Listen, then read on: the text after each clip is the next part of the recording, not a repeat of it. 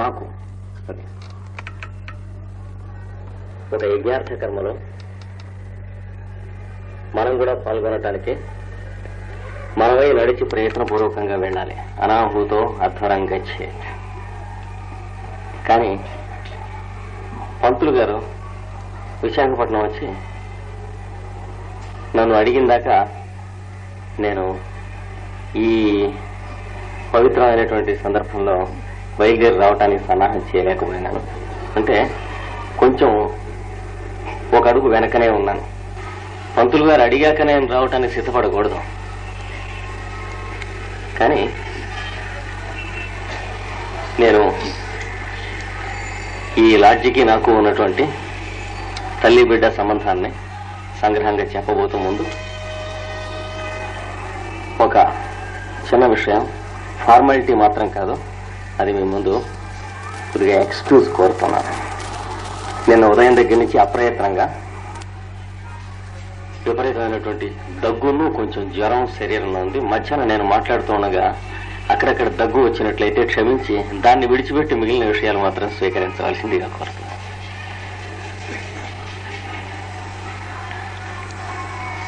మొట్టమొదట చిన్నతనంలో నాన్నగారు పుస్తకాలు చదువుతూ ఉంటే నాన్నగారు పక్కన కూర్చొని క్రికెట్ చూస్తూ ఉండేవాడిని. అప్పటికి ఏ భాషలో వచ్చినవి కావు. 5 ఏళ్ళు 6 ఏళ్ళు 7 ఏళ్ళు వయస్సులో ఆ నాన్నగారు చదువుతూ ఉన్నటువంటి పుస్తకాల్లో, ఇంగ్లీష్ పుస్తకాల్లో ఒకటి మాస్టర్ సిబివి అనేది, రెండవది సీక్రెట్ డాక్టర్ అనేటువంటిది. నిరంతరం సీక్రెట్ డాక్టర్ను అలాగా పారాయణ చేస్తూ ఉండేవారు. కొత్తగా ఆంగ్లంలో పదములు అక్షరములు నేర్చుకునేటువంటి రోజుల్లో ఏ పుస్తకం మీద ఇంగ్లీష్లో ఏం రాసినా చదివేస్తూ ఉంటాం ఉత్సాహంగా. అదే ఉత్సాహంతో నాన్నగారి చేతిలో ఉన్న చిన్న పుస్తకం మీద పెద్ద అక్షరాలు 3 ఉన్నాయి, సివివి అని. అవి చదివేసినప్పుడు నాన్నగారు ఇది ఒక మహనీయుడు అయినటువంటి మాస్టర్ సిద్ధుడి యొక్క పేరు, మంత్రము అని వదిలిపెట్టారు. తర్వాత నా జీవితానికి అది వెలుగు ఎలా ఇచ్చిందో ప్రస్తుతం సందర్భం కాదు. అది కాక రెండవది సీక్రెట్ డాక్టర్ అని నేను చదివేటప్పటికి ఆయన ఇది చాలా గొప్ప గ్రంథం, పెద్దవాడైన తర్వాత నువ్వు చదవాలి, 10 మందికి చెప్పాలి అన్నారు. అంతేకాకుండా మన భారతదేశం యొక్క అంతర్జాతీయ సంస్కృతి, అంటే మత అతీత అంతర్జాతీయ సంస్కృతి అనేటువంటిది ఉన్నది అనేది మన వాళ్ళలో చాలా మంది మర్చిపోయారు. నాన్నగారు చెప్పారు. ఎందుకంటే హిందూ మతం అనేటువంటి ఒక నేరో డౌన్ అయిపోయినారు మన వాళ్ళు. అది వరకు హిందూ మతం ఉండేది కాదు, మనకి ఈ రకమైన సెల్ఫ్ ఇన్సల్ట్ ఉండేది కాదు అని నాన్నగారు చెప్పారు. ఎందుకంటే సనాతన ధర్మము, శాశ్వత ధర్మము, జీవిత మార్గము అనేటువంటిదే యావత్ భూగోళంలోనూ ఉంటూ ఉండి దాన్ని నడుపుతూ ఉన్నటువంటి 2-3 జ్యోతిష్ ప్రసార కేంద్రములలో భారతదేశం ఒకటి. కనుక సనాతన ధర్మం తప్ప ఈ దేశంలో ఉన్నది మతములలో ఒకటి కాదు అని చెప్పారు. ఇలాంటివి కొన్ని లోపల పడేశారు. సీక్రెట్ డాక్టర్ దాంట్లో కొన్ని బొమ్మలు ఉంటాయి అక్కడక్కడ, అంతకంటే ఆ రోజుల్లో ఏం తెలిసేది లేదు. నాన్నగారు చదివి అక్కడ పెట్టేశాక ఆ బొమ్మలు తిరగేస్తూ ఉండేవాడిని. Circle with central point, square, straight. ఇవన్నీ చాలా అర్థవంతములైనటువంటి విషయములు. తర్వాత నువ్వు చదువు అని చెప్పారు నాన్నగారు.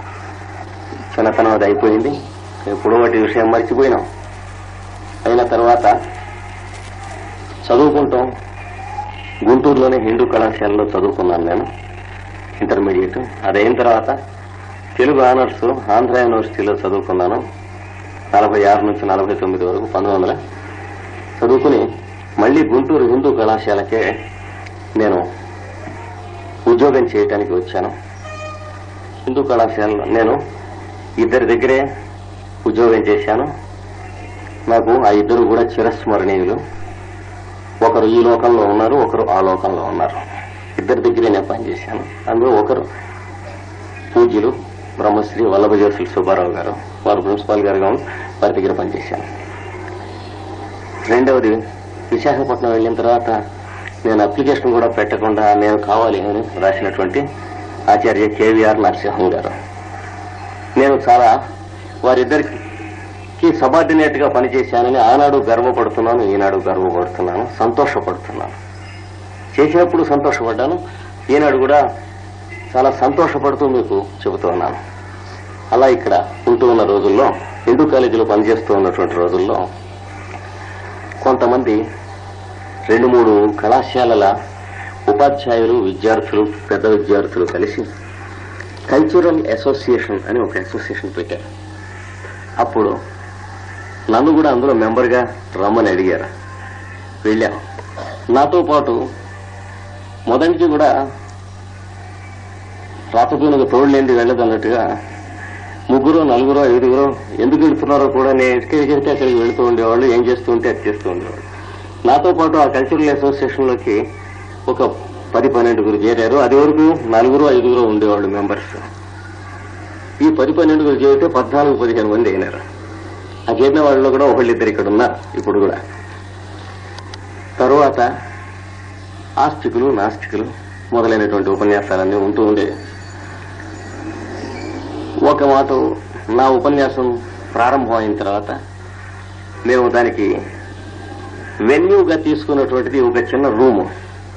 అది పట్టలేదు, నిండిపోయింది. వచ్చేటువంటి ఉపన్యాసానికి మనం వెన్యూ ఏదైనా వేరే చూసుకోవాలి అనుకున్నాం. మనం వెన్యూ ఎవరిని అడుగుతాం? మనకు తెలిసింది ఎవరు? ఇలాంటి చల్లని వేళలో స్మరించుకోవాల్సినటువంటి సుశీలాదేవి డాక్టర్. ఆవిడికి నాకు మొట్టమొదటి ఉన్నటువంటి సంబంధం దివ్య జ్ఞాన సంబంధం కాదు, భౌతిక జ్ఞాన సంబంధం. అంటే నేను మా ఆవిడ పిల్లల్ని కంటూ ఉండగా ఆవిడ ఆ పిల్లల్ని జాగ్రత్తగా డెలివరీస్ చేయించి ఇంటికి పంపించింది. ఆ సంబంధంతో ఆవిడ థియోసాఫికల్ సొసైటీలో ఉంటున్నారు. ఏదో చాలా పెద్ద పొజిషన్లోనే ఉంటున్నట్టు అనుమానం. మనకి థియోసాఫికల్ సొసైటీ అంటే అంతకంటే తెలియదు. పోనీ ఆయన అడిగితే అని అనుకున్నాం. బయలుదేరి అది చేసి వెళ్ళి అడిగాం. ఇంతలోకే అప్పటికే జుట్టంతా నెరిసిపోయిన ఆయన పక్కన ఉన్నాడు. ఇప్పుడు ఇక్కడ ఆయన ఎదురుకుండానే ఉన్నారు. అంటే మాకు బుద్ధి తెలిసేటప్పటికీ ఆయన సర్వశుక్ల.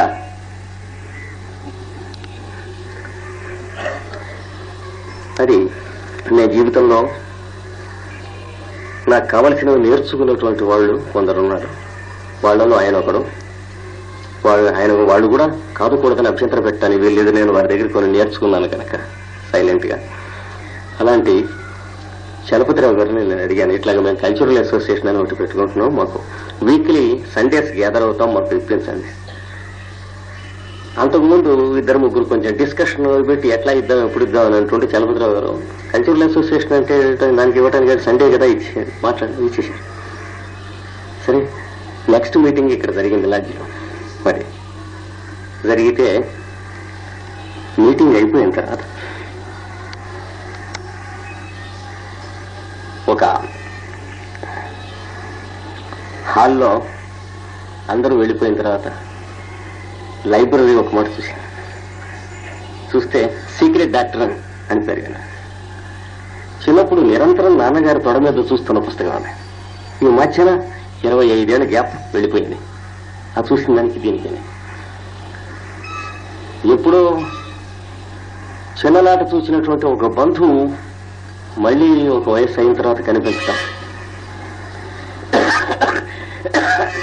సరే, ఇది నాకు నుంచుంటామే అలవాటు, అది పర్వాలేదు. అది పూర్వాశ్రమ విషయం. నేను లెక్చరర్ గా పనిచేశాను కనుక నుంచుంటే కానీ చెప్పలేను. కాగా ఆ పుస్తకం ఒక మాట నేను చూడవచ్చా అని అడిగాను. అంటే అప్పుడు లైబ్రరీ ఇన్ఛార్జిగా ఉన్నటువంటి ఆయన చూడవచ్చు తీసి ఇచ్చారు. ఇక్కడ చేస్తే తమాషగా ఉంది, చిత్రంగా. ఏదో ఒక బ్రహ్మాండమైనటువంటి దేవాలయం నిర్మాణం చేస్తే కోణార్క్ దేవాలయం ఏదో దాని శిల్పం చూస్తూ చుట్టూ తిరుగుతూ ఉంటే ఎలా ఉందో అలా ఉంది. ఉంటే ఆయన్ని, ఆ లైబ్రరీ ఇన్ఛార్జిగా ఉన్నటువంటి ఆయన్ని అందరూ వెళ్ళిపోయిన తర్వాత నేను అడిగాను, పుస్తకాలు మేము ఏమన్నా బారో చేసుకోవచ్చా, ఇక్కడ ఎంత కట్టాలి డిపాజిట్ అని. డిపాజిట్ అని మీరు వాళ్ళు తర్వాత మాట్లాడుతున్నారు, పుస్తకం ఏమైనా కావాలంటే మీరు తీసుకెళ్ళండి, ఇందులో సంతకం పెట్టి అన్నారు. సరే ఈ పుస్తకం అడిగితే కోపడ్డారు ఆయన. సీక్రెట్ డాక్టర్ పుస్తకం తీసుకెడతానంటే ఇప్పటి వరకు మేమే చదవలేదు ఆ పుస్తకం. ఇక్కడున్న పెద్దవాళ్ళలో చాలా మంది చదవలేదు అంటే అదొక గుణం కింద చెప్పారు చదవకపోవడం. మీకు కొన్ని చిన్న పుస్తకాలు ప్రైమరీస్ ఇస్తాను థియాసఫీ గురించి, అవి చదువుతూ ఉండండి, అంతేగాని ఇది తీసుకెడితే మీకేం లాభం లేదన్నారు. సరే కాముగా అక్కడ పెట్టేసి మీకు తోచిన పుస్తకం ఇవ్వండి అన్న అనేటప్పటికీ the text book of theosophy CW Leadbeater తీసిచ్చారు. అది తీసుకుని నెక్స్ట్ వీక్ మళ్ళీ మీటింగ్ అయిన తర్వాత వచ్చి అప్పుడు చలపతిరావు గారు అక్కడ సాయంత్రం మా మీటింగ్ అయిపోయే టైంకి వచ్చారు. వస్తే చాపల్యం చేత అంటే వయస్సు వల్ల ఉండొచ్చు, పూర్వజన్మ వాసన వల్ల ఉండొచ్చు, చాపల్యం అనేక కారణాలుగా ఉంటుంది. ఆయన్ని మళ్ళీ అడిగాను. అక్కడ ఉన్న సదుపాయం ఏమిటంటే చలపతిరావు గారు ఉన్నారు, నేను మొన్న అడిగిన ఆయన లేరు అక్కడ. అయితే ఈ పుస్తకం నేను మాట చదవచ్చా మరి అని అడిగి మెల్లిగా కొంచెం నీళ్లు నాంచాను. అర్థం లేదా అర్థం కాదంటారు, చాలా డిఫికల్ట్ అంటారంటే ఆయన ఆ బుక్ ట్రాక్లోంచి తీసి నువ్వు చదువుతూ అన్నటువంటి నా అభ్యంతరం ఏమిటి మంచి తీసుకోమన్నారు. ఇది నాకు సంబంధించింది కదా, నువ్వు చదువుతానంటే నాకు అభ్యంతరం ఏంటి, ఇవి టేక్ ఇట్ అన్నాను. నాకు చాలా ఆశ్చర్యం వేసింది. సరే తీసుకెళ్ళి ఏం చేయను ప్రారంభం చేశాం. ఆ ప్రారంభం ఎలా జరిగిందో వెనక పెద్దలు ఎవరుండి ఆశీర్వదించారో తెలియదు. గ్రంథం పరిపూర్ణంగా అధ్యయనం చేయటం జరిగింది. అక్కడక్కడ గ్రంథులు ఉన్న చోట నాన్నగారు నిరంతరం చెబుతూనే ఉన్నారు, వారిని అడుగుతూనే ఉన్నాం. నాన్నగారికి ప్రపంచంలో ఉన్నటువంటి సకల సంప్రదాయములు తెలిసినటువంటి బ్రహ్మవేత్త, వేదాంగ ఉపనిషత్ పురాణ విధులైనటువంటి వారు, ప్లస్ థియాసఫీ మొదలైనటువంటివన్నీ తెలిసిన వారు. దానివల్ల పరిచయం అయింది. నాకు జీవితంలో వచ్చింది దానివల్ల ఏమిటంటే నేను అంతకు ముందు చదువుకున్నటువంటి భగవద్గీత, భారతము, భాగవతము, రామాయణము, ఉపనిషత్తులు, నాన్నగారి దగ్గర నేను చదువుకున్నటువంటి ఋగ్వేద, యజుర్వేదాది సంహితా భాగములు సమన్వయమై నాకు అర్థం అవటం మొదలెట్టినాయి. సీక్రెట్ డాక్టర్ నేను చదువుకున్నాక ఇవి నేను చేస్తున్న లెక్చర్ కాదు, కన్ఫెషన్స్ గా తీసుకోండి ఇది. ఎందుకంటే ఇంతకంటే కన్ఫెషన్స్ చేయవలసినటువంటి ప్లాట్ఫారం నాకు జన్మకు దొరకదు ఇంకెక్కడ కూడా. నేను ప్రపంచం అంతా తిరుగుతున్నాను ప్రతి సంవత్సరం, ప్రతి కంట్రీస్ లోనూ నా శిష్యులు ఉన్నారు, ఆశ్రమాలు ఉన్నాయి, నా స్కూల్స్ ఉన్నాయి. అదంతా డంబాచారం విషయం. కానీ ఈ ప్లాట్ఫారం వేరు నాకు. అలాంటి సందర్భంలో సీక్రెట్ డాక్టర్ని చదువుకున్నాక నాకు అర్థమైన భగవద్గీత నిజమైన భగవద్గీత అని చెప్పి ఈ 40 సంవత్సరాల నుంచి నాకు అభిప్రాయం మారలేదు. అలాగే భారతం, అలాగే భాగవతం, అలాగే రామాయణం, అలాగే ఉపనిషత్తులు, వేదములు, బ్రాహ్మణములు, ఇతర మతముల గ్రంథములు, ఇవన్నీ కూడా. ఇది మొట్టమొదటి సీక్రెట్ డాక్టర్ నేను చదువుకున్నందువల్ల జరిగినటువంటిది. అలాగే మెల్లిగా సీక్రెట్ డాక్టర్ అయిన తర్వాత ఐసిస్ అన్వీల్డ్ తీసుకున్నాను. అసలు ఐసిస్ అన్వీల్డ్ అయిన తర్వాత సీక్రెట్ డాక్టర్ని చదువుకోవాలట. కానీ సొంతంగా ఎక్స్పెరిమెంటేషన్ లాంటిది ఇది. ఐసిస్ అన్వీల్డ్ చదువుకుంటే సదుపాయం ఏమిటంటే ఐసిస్ అన్వీల్డ్ లో ఉన్నటువంటి ప్యాసేజెస్ చాలా కామన్ గా సీక్రెట్ డాక్టర్లో అంతకు ముందు చదువుకున్నా ఉన్నాయి. న్యాయానికైతే సీక్రెట్ డాక్టర్ను సమన్వయం అయినంత తొందరగా ఐసిస్ అన్వీల్డ్ సమన్వయం కాదు. ఆవిడ చేసిన బిగింపులు అట్టివి ఆ గ్రంథములను. ఈ 2 గ్రంథములు చదువుకున్న తనలో మధ్యలోనే ఏ కల్చరల్ అసోసియేషన్ కోసం అయితే ఇక్కడ లాడ్జ్ మనం స్టార్ట్ చేశామో ఆ కల్చరల్ అసోసియేషన్ 3వ మీటింగ్ జరగలేదు, డిజాల్వ్డ్. నాకు కావలసిన ప్రయోజనం సాధింపబడ్డది, సాల్వ్డ్. థియోసాఫికల్ సొసైటీలో ఉన్నటువంటి పెద్దలైనటువంటి మెంబర్స్ తో నాకు సంబంధం ఏర్పడ్డది. మరి ది ప్రోగ్రామ్ ఈజ్ రిజాల్వ్డ్. 3 జరిగినాయి జీవితంలో. అంటే ఏది ఎందుకు జరుగుతుంది అనేది మనకు సమన్వయం చేసుకునే మంచిదనం మన దగ్గర ఉండాలి. కానీ ఏమిట్రా కల్చరల్ అసోసియేషన్ పెట్టాం, వాళ్ళు శుభాన్ని ఇక్కడ తీసుకొచ్చి పెట్టమన్నారు, పెట్టాం, మళ్ళీ 3 మీటింగ్ జరగలేదు అనేది మనకు సంబంధించింది కాదు. ఆమె అసోసియేషన్ పెట్టింది మనం కాదు, ఇక్కడికి తీసుకొచ్చింది ప్రపోజల్ మనం, కానీ అది ఎన్నాళ్ళు ఉంటుంది అనేటువంటిది మనది కాదు, వెళ్ళిపోయింది. అసోసియేషన్లో వెళ్ళిపోతాయి. కానీ ఆ రోజుల్లో అసోసియేషన్ కోసం ఒక చోట చేరిన వాళ్ళు ఉన్నాం చూడండి, వాళ్ళ లోపల ఉన్నటువంటి ఇన్నర్ అసోసియేషన్స్ ఎక్కడికి వెళ్ళాం. ఈ జన్మలో కావకపోయినా కూడా ఎక్కడికి పో. అది జరిగినటువంటి విషయం. ఈ లోపల థియోసాఫికల్ సొసైటీలో నేను మెంబర్గా ఉంటాం.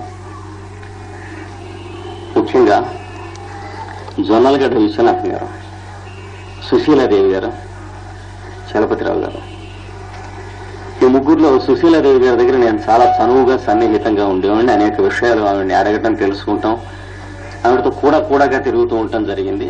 చలపతిరావు గారి మీద నాకు అపారమైనటువంటి గౌరవం ఉన్నా కానీ కొంచెం డిస్టెన్స్ మెయింటైన్ చేస్తూ ఉండేవాడిని. ఆయన చాలా చనువుగానే మాట్లాడుతూ ఉండేవారు, కానీ నేను సుశీలాదేవి గారితో తీసుకున్నంత చనువు నేను ఆయనతో తీసుకోలేదు. కానీ మ్యాక్సిమం అడ్వాంటేజ్ మాత్రం తీసుకున్నాను. అలాగా ఇందులో ఏమేమైతే జరగవలసి ఉన్నాయో వాటికి అన్నిట్లోకి కూడా నాకు స్థానం ఇచ్చి ఆదరించారు. అందులో నేను పెరిగాను. ఆ పెరుగుతూ ఉండగా ఇక్కడ సహచరుడుగా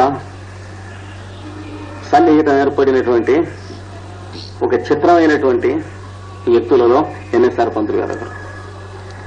ఇంకా ఊళ్ళో ఇతరత్ర కూడా మాకు అర్లియెస్ట్ గా సంబంధాలు ఉండేవి. డ్రామాటిక్ అసోసియేషన్ మొదలైనవి కలిసి ఒక కల్చరల్ అసోసియేషన్ ఒకటి ఉండేది. దాంట్లో వారితో నేను అనుబంధంగా పనిచేస్తూ ఉండేవాడిని.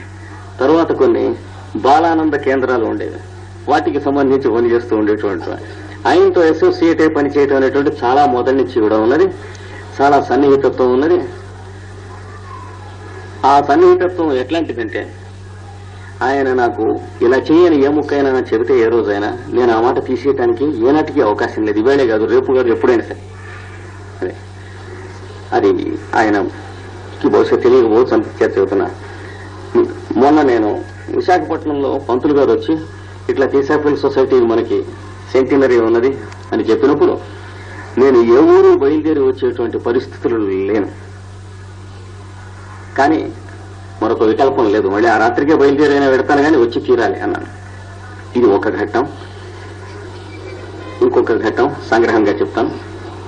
ఇక్కడే పనిచేస్తూ ఉండగా ఈ వెనకనే కొంచెం దూరంలో హరిహర మహల్కి ఎదురుకుండా ఒక స్పిరిచువల్ సెంటర్ ఒక ఆయన పెట్టారు.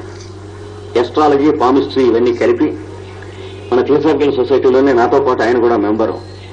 వికేఎస్ ప్రకాశ్రావు అని, వేమూరి కోటి సూర్య ప్రకాశ్రావు ఆయన పేరు. ఆయన పెట్టిన దాంట్లో కూడా నేను అసోసియేట్ అయినాను. ఆయన కోరిన దాని మీద అసోసియేట్ అయిన తర్వాత ఇక్కడ ఉన్నటువంటి లిటరేచర్ అంతా బ్లెవెట్స్కీ, అనిబెసెంట్ వీళ్ళందరి లిటరేచర్ ఆయన అక్కడ తెప్పించిపెట్టాను. ఇక్కడ అటెండ్ అవుతూ ఉండేవాళ్ళం, ఇద్దరం అక్కడ అటెండ్ అవుతూ ఉండేవాళ్ళం. ఆయన నేను కలిసి చేస్తున్నటువంటి ప్రయత్నాల్లో ఒక ఆస్ట్రో స్పిరిచువల్ మంత్లీ మ్యాగజైన్ ఆయన పెట్టాడు, మిహిరా అనేటువంటి మ్యాగజైన్ పెట్టి నన్ను దానికి ఎడిటర్గా ఉండమన్నారు. సరే ఎడిటర్ అని ఒప్పుకున్నాను. కానీ ఆ మ్యాగజైన్ వస్తున్నటువంటి ఇష్యూస్ అన్నిట్లోనూ కూడా అట్ట దగ్గర నుంచి చివరి అట్ట దాకా వివిధములైన వేరువేరు పేర్లతో నేనే ఆర్టికల్స్ రాయవలసి వచ్చేది. కన్ఫెషన్స్ అని చెప్పానని చేత దాచకూడదు విషయాలు. వాటికి ప్రూఫ్లు కూడా నేనే దిద్దవలసి వచ్చేది. ఆ మ్యాగజైన్స్ కూడా నేనే తీసుకెళ్లి ఎవరెవరికి ఇష్టం వాళ్ళకి పంచవలసి వచ్చేది. వాళ్ళ దగ్గర సందాలు వసూలు చేయమనేవాడు, అదొక్కటి మాత్రం నేను థరో ఫెయిల్యూర్, చేతవేంటి కాదు. తర్వాత ఏదో జరిగిందనుకోండి, ఆ మ్యాగజైన్ రన్ అవుతూ ఉండగా నేను కొన్ని అడ్రస్లు ఆయనకి ఇచ్చాను. ఆ అడ్రస్లకి ఆయన పోస్ట్ చేస్తూ ఉండేవాడు. అందులో మెడ్రాస్ అడయార్లో ఉన్నటువంటి ఇంటర్నేషనల్ సెంటర్, థియోసాఫికల్ సెంటర్కి ఒకటి. అది వెళుతూ ఉండగా అక్కడ డిసెంబర్లో నీలగిరి నుంచి ఒక వృద్ధు ఆల్బర్ట్ సెస్సీ అని, ఆయన మేనగోడలు ఎలిజబెత్ వార్నన్ అని, వారిద్దరూ, ఆల్బర్ట్ సెస్సీ ఇప్పుడు లేరు, వెళ్ళిపోయినారు. ఎలిజబెత్ వార్నన్ ఇంకా ఉంది, బెల్జియంలో ఉంది. అప్పుడప్పుడు ఇండియాకి వస్తూ ఓడుతూ ఉంటుంది, లాస్ట్ ఇయర్ కూడా వచ్చింది. వారిద్దరూ నీలగిరులలో ఆధ్యాత్మికమైనటువంటి భారతీయ సమన్వయాన్ని, సంప్రదాయాన్ని నేర్చుకునేందుకును, దివ్యజ్ఞాన సంస్థలో కృషి చేసేందుకును నీలగిరిలో ఆశ్రమం కట్టుకుని ఉంటున్నారు. వాళ్ళ కాటేజ్ ఉంటూ వాళ్ళు డిసెంబర్లో అడయారు వచ్చినప్పుడు ఈ మ్యాగజైన్ కాపీ చూశారు. చూసి దీని అడ్రస్ వాళ్ళు తీసుకుని ఆ అడ్రస్ కేర్ ఆఫ్ కి నాకు పర్సనల్ గా ఉత్తరం రాశారు. మీరు ఈ ప్రశ్నలకి వీటికి సమాధానాలు రాయగలరా? మా జీవితంలో ఉన్నటువంటి కొన్ని సమస్యలు ఆధ్యాత్మికంగాను, యాజ్ క్రిస్టియన్ నాకు ఈ ప్రశ్నలు ఉన్నాయి, యాజ్ యూనివర్సలిస్ట్ నాకు ఈ ప్రశ్నలు ఉన్నాయి, మిమ్మల్ని యాజ్ హిందూ నేను ఈ ప్రశ్నలు అడుగుతున్నానని చెప్పి 3 సెట్లు ప్రశ్నలు పంపించాడు.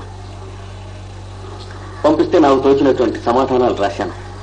అక్కడ నుండి ఉత్తర ప్రత్యుత్తరముల ద్వారా చక్కని ఆత్మీయత, అనుబంధం, యూనివర్సల్ బ్రదర్హుడ్ అంటే 3 మోటివ్స్ లో ఒక మోటివ్ అక్కడ ఏర్పడ్డది. మా ఇద్దరికి ఏర్పడిన రోజుల్లో ఇక్కడికి ఆయన వచ్చాడు. మన లాడ్జిలో కూడా ఆయన లెక్చర్ ఇచ్చారు. ఒక రకమైన ఆధ్యాత్మికమైనటువంటి అడ్వాన్స్డ్ ఎస్ట్రాలజీ మీద, నెప్ట్యూన్ మీద ఇక్కడ చాప్స్ కూడా వేసి లెక్చర్ ఇచ్చారు. అప్పుడు మీటింగ్ అయిపోగానే నేను ఇంటికి వెళ్ళిపోయాను. ఆయన అడ్రస్ తీసుకుని వెతుక్కుంటూ మా ఇంటికి వచ్చారు. అప్పుడు ఆయన ఉన్నటువంటి రెసిడెన్స్కి నేను వెళ్ళి ఆ రాత్రి అంతా గడిపాం. దాంతో ఆయన ఒక ప్లాన్ వేశాడు. యూరోప్ లో మనకు ఒక ప్లాన్ కావాలి దీన్ని నడపటానికి అని చెప్పి. తరువాత నేను ఇక్కడి నుంచి విశాఖపట్నం వెళ్ళిపోవడం 1962 డిసెంబర్ నెలలో. కొద్ది రోజుల్లోనే ఆయన నాకు, మీరు ఒక మాట నీలగిరి ఆశ్రమానికి వచ్చి 1 నెల రోజులు ఉండి మీరు ఈ సీక్రెట్ డాక్టర్ మీదను, థియోసాఫికల్ టాపిక్స్ మీద, తర్వాత వేదాసు, భగవద్గీత మీద, వీటి మీదను డిస్కోర్సెస్ ఇచ్చి వెళ్ళగలరా అని చెప్పి ఆహ్వానించడం జరిగింది. జరిగితే నేను ప్రయత్నిస్తూ పిహెచ్డీ కోసం రీసెర్చ్ చేస్తూ ఉన్న రోజుల్లో వెంటనే సాగలేదు. 1963 సంవత్సరంలో బయలుదేరి వెళ్ళాను. వెళ్ళి ఆయన ఆశ్రమంలో 2 మాసములు ఉన్నాను. ఉండి ఉదయం పూట ఒక లెక్చరు ఒక సబ్జెక్టు మీద, మధ్యాహ్నం ఒక సబ్జెక్టు మీద ఒక లెక్చరు, సాయంత్రం ఒక సబ్జెక్టు మీద ఒక లెక్చరు ఆయన అడిగినటువంటి సిలబస్ ప్రకారం ఇచ్చాను. అక్కడ చేరినటువంటి ఆయన బెల్జియం వాస్తవ్యుడు. అసలు వాళ్ళతో కొంత ఫ్రెంచ్ వాళ్ళు అక్కడ ఉంటున్నారు, కూనూరులోను చుట్టుపక్కల. వీళ్ళందరూ కూడా అక్కడ 45 మెంబర్స్ చేరేవాళ్ళు రోజున. ఆ లెక్చర్స్ అయిపోయిన తర్వాత మళ్ళీ నేను తిరిగి వచ్చాను. వచ్చిన తర్వాత ఆయన ఏం చేశాడు, ఈ టేస్ట్ చేసుకున్నటువంటి లెక్చర్స్ అన్ని యూరోప్ తీసుకెళ్లి, ఆయనకి చాలా పెద్ద ఫాలోయింగ్ ఉన్నది. అక్కడ శిష్యవర్గం చాలా మంది ఉన్నారు. వాళ్ళ సెంటర్స్ అన్నిట్లోనూ ఒక 18 కంట్రీస్ లో ఈ టేప్స్ ప్లే చేసుకుంటూ వచ్చాడు. వచ్చి మనం ఇది ఒక రకమైనటువంటి సమన్వయం ఏర్పాటు చేసుకుని కొంత బెనిఫిట్ అవుదాం, ఈయన ద్వారా కొన్ని గ్రంథాలు మనం చెప్పించుకుందామని చెప్పి వాళ్ళందరికీ చెప్పి సెంటర్స్ ఏర్పాటు చేశాడు. అది నెక్స్ట్ జరిగింది. ఇంతలోకి ఆయన ద్వారా నాకు ఇంట్రడ్యూస్ అయిన విషయం ఏమిటంటే, మేడం బ్లెవెట్స్కి రాసినటువంటి గ్రంథములలో 20వ శతాబ్దంలో దీని తరువాత విషయం మరొకరి ద్వారా వస్తుందని ఆమె చెప్పింది. దానికి సంబంధించి యాలిస్ ఏ బెయిలీ అనేటువంటి ఒక ఆథర్ యొక్క గ్రంథములు ఆయన ద్వారా నాకు మొట్టమొదటిగా పరిచయం అయ్యాయి. ఈలో చాలా మంది తెలిసి ఉంటుంది. జ్వాల్కూల్ అనేటువంటి మహర్షి డిక్టేట్ చేసినటువంటి 24 వాల్యూమ్స్ ఉన్నాయి ఆవిడ రాసినవి. దాంట్లో ఎక్కువ భాగం సీక్రెట్ డాక్టర్లో ఉన్న దానికి మనం అర్థం చేసుకునేందుకు కావాల్సినటువంటి వివరణలు ఇచ్చినటువంటి గ్రంథములు ఉన్నాయి. ఉదాహరణకి ట్రీటైజ్ ఆన్ కాస్మిక్ ఫైర్ అనేటువంటి గ్రంథం, అంటే అగ్ని సూక్తములకు వివరణము, ఋగ్వేదమునందరి అగ్ని సూక్తములకు ఆమె ఇచ్చిన వివరణ. అలాగే ట్రీటైజ్ ఆన్ ది 7 రేస్ అని 4 వాల్యూములు ఉన్నాయి. అట్లాగే esoteric astrology, esoteric healing, esoteric psychology మొదలైన గ్రంథములు 24 గ్రంథములు. ఆమె గురువు గారు హిమాలయాల్లో ఒక పల్లెటూరులో కూర్చుని మనసా డిక్టేట్ చేస్తూ ఉంటే ఆమె న్యూయార్క్ లో కూర్చుని కాపీ డౌన్ చేసుకుని 24 పుస్తకాలు పబ్లిష్ అయినాయి. ఆ పబ్లిష్ అయినటువంటి ఇప్పటికీ 29 రీప్రింట్స్ పడ్డాయి ఆ పుస్తకాలు. దానికి సంబంధించినటువంటి పని చేస్తాం మనం అని చెప్పి నాతో అనుబంధం ఏర్పాటు చేసుకుని కంప్లీట్ సెట్ ఆఫ్ బుక్స్ మొట్టమొదటి ఇండియాలోకి నా దగ్గరికి ఆయన ద్వారా వచ్చింది. ఆ బుక్స్ నాకు తెచ్చి ఇచ్చారు ఆయన. ఇస్తే సీక్రెట్ డాక్టర్ నా వరకు నేను చదివి ఉంటాం ఒకటే కాకుండా ఎవరెవరైతే దాని యందు ఆధార బుద్ధి కలిగి ఇవాళ కూర్చోబెడితే 10 రోజులు కూడా తర్వాత రోజు వచ్చి కూర్చుంటానికి శ్రద్ధ ఉన్న వాళ్ళైతే ఉన్నారో వాళ్ళకి బ్యాచెస్ కింద చేసి సీక్రెట్ డాక్టర్ని నేను పాఠాలు చెప్పాను. అందుకని మీ ఆశీర్వచనాల వల్ల సీక్రెట్ డాక్టర్లో ఎక్కడ ఏ విషయం ఉన్నది అని మీరు అడిగితే ఆఫ్ హ్యాండ్గా పుస్తకం లేకుండా కూడా నేను మీకు చెప్పగలను ఈ రోజున.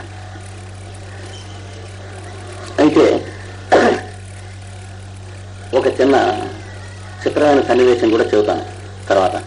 ఈ సీక్రెట్ డాక్టర్కి కంటిన్యూయేషన్ ఆ పుస్తకాల్లో నాకు కనిపించి ఆయన 30 years వర్క్ అని ఒక ప్లాన్ ఇచ్చాడు. ఆ 30 years లో ఈ పుస్తకాలు డిక్టేట్ చేశాడు. అది ఏర్పాటు అయిన తర్వాత ఆయన మళ్ళీ ఇండియాకు వచ్చి నాకు ఉత్తరం రాశాడు. మీరు నాకు ఇంతవరకు చేసినటువంటి టీచింగ్స్ అన్ని గ్రంథ రూపంలో మనం ప్రచురిస్తే బాగుంటుంది. నేను సింపుల్ తెలుగు మాస్టర్నే, నేను గ్రంథాలు ప్రచురించేటువంటి స్టేచర్ ఉన్నవాడిని కాదని చెప్పి క్లెయిమ్ గా. మాస్టర్ అంటే ఫైనాన్షియల్ గా ఎంత స్టేచర్ ఉంటుందో మా పంతులు గారు మొదలైన వాళ్ళు బాగా తెలుస్తుంది. ఆయన దానికి ఏం సంబంధం లేదు, వర్క్ మాస్టర్స్ అయినప్పుడు మనకేం పర్వాలేదు, అదే బయటకు వస్తుంది రాయండి అని. అప్పుడు మొదలుపెట్టి రాసి ఆయనకు గ్రంథం పంపాను నేను. దాన్నే స్పిరిచువల్ ఎస్ట్రాలజీ అని పేరు. ఎస్ట్రాలజీ అనేది పేరే కానీ అది ఇంటర్నేషనల్ గా ఉన్నటువంటి స్క్రిప్చర్స్ కి సంబంధించిన సింబాలిజం మీద గ్రంథం వచ్చింది. అది ఆయన బెంగళూరు ప్రెస్ దగ్గరికి వెళ్లి బెంగళూరులో దాంతో మాట్లాడి ఒక డీసెంట్ ఎడిషన్ ప్రింట్ పంపించాడు.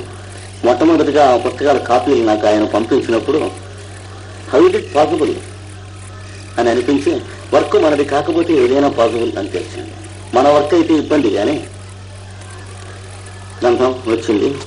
ఆ గ్రంథం తీసుకుని మళ్ళీ ఆయన యూరోప్ వెళ్ళి ఫ్రెంచ్లోకి జర్మన్లోకి ట్రాన్స్లేట్ చేసి 3 లాంగ్వేజెస్లోనూ సర్క్యులేట్ చేశారు. తర్వాత ఇంకొక గ్రంథం కావాలి అని అడిగాడు. అయితే the book of rituals, world rituals అన్నిటి మీద సమన్వయం చేస్తూ ఒకటి పంపించాను. అది ఫ్రెంచ్లో పబ్లిష్ చేశాడు. ఇంగ్లీష్లో సైకిల్ స్టైల్ మాత్రం చేశాడు, పబ్లిష్ చేయలేదు. 3వది స్పిరిచువల్ సైకాలజీ అనేటువంటి పుస్తకం ఒకటి పబ్లిష్ చేశాడు. ఈ 3 కూడాను నేను మేడం బ్లెవెట్స్కి, ఆలిస్ కియర్డేలీ ఈ 2 గ్రంథములు చదువుకున్న తర్వాత చేసినటువంటి వర్క్. ఇది అయిన తర్వాత నన్ను 1966లో నేను పెద్దవాడిని అయిపోయాను, నువ్వు ఒక మాట బెల్జియం రావాల్సింది, వాళ్ళకి ఇంట్రడ్యూస్ చేస్తాను, నేను ఈ కెనడా ఉంటాను అని చెప్పి నాకు ఇన్వైట్ చేశాడు.